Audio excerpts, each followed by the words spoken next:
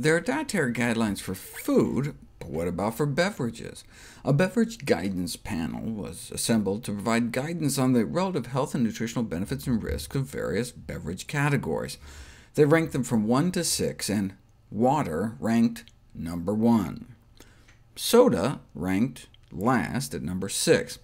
Whole milk was grouped with beer, with a recommendation for 0 ounces a day, in part out of concern for links between milk and prostate cancer, as well as aggressive ovarian cancer, thanks to IGF-1. Number 2 on the list, though, after water, was tea and coffee, preferably without creamer or sweetener. Even without creamer, though, lots of unfiltered coffee can raise cholesterol levels, but the cholesterol-raising compounds are trapped by the paper filter in brewed coffee, so filtered coffee is probably better. But 10 years ago, a study was published on the effects of coffee and endothelial function, the function of our arteries. Within 30 minutes of drinking a cup of coffee, there was a significant drop in the ability of our arteries to dilate, whereas decaf did not seem to have a significant effect. This was the first study to demonstrate an acute unfavorable effect on arterial function for caffeinated coffee. But 1 cup of decaf didn't seem to affect performance, and 2 cups of decaf appeared to have a beneficial effect. So maybe it's a battle between caffeine and antioxidants. Something in caffeinated coffee appears to be hurting arterial function, whereas something in decaf appears to be helping, maybe the antioxidants. It's like the story with red wine. De-alcoholized red wine significantly improves arterial function. So there's grape components trying to help, but the presence of alcohol counteracts and erases the benefit. Drinking really high antioxidant coffee by preparing it Greek style, for example, where you actually drink some of the grounds, may actually offer an advantage. That something in caffeinated coffee that appears to hurt, though, may not be the caffeine.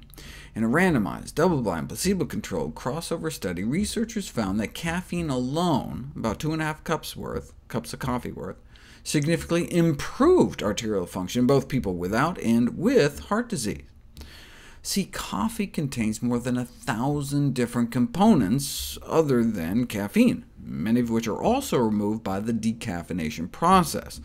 So there must be something else in the coffee bean that's causing the problem. In fact, caffeine may even enhance the repair of the fragile inner lining of our arteries by enhancing the migration of endothelial progenitor cells, the stem cells that patch up potholes in our artery walls, one could say.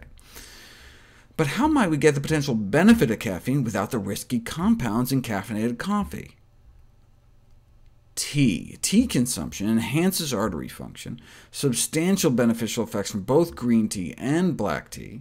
Instead of other components in tea leaves undermining caffeine's potential benefits, they appear to boost the benefit in healthy individuals as well as heart disease patients, reversing some of their arterial dysfunction, both immediately and in the long term.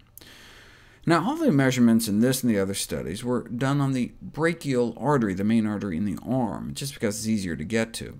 What we care about, though, is blood flow to the heart, and caffeine appears to impair blood flow to our heart muscle during exercise, even in healthy folks, but especially those with heart disease. Thankfully, caffeine in tea form appears to have the opposite effect, significantly improving coronary blood flow, suggesting that tea consumption has a beneficial effect on coronary circulation, though the addition of milk may undermine the protective effects.